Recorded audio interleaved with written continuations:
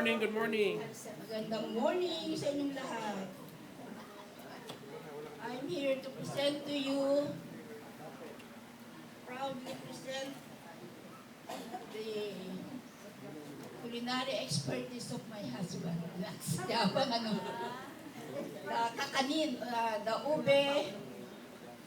ube malagkit biko from Laguna. This is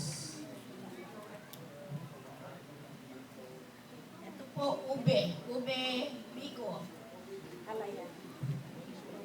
Ito po yung ingredients niya ay sweetened rice, malagkit. I-boil muna itong sweetened rice sa rice cooker. And then sa ibang pan, magbo-boil po ako ng coconut cream or coconut milk. Then lalagyan ng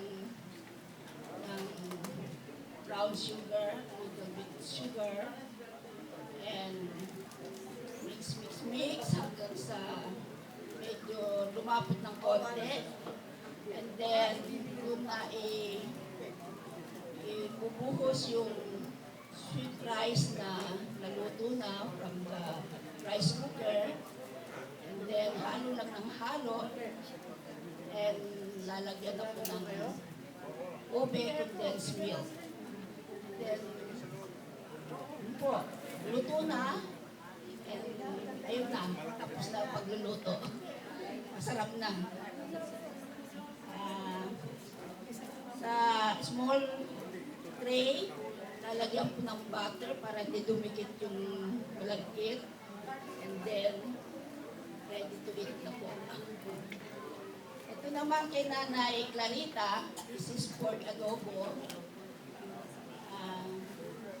Inisa muna yung nito, bawang, sibuyas, and then pork.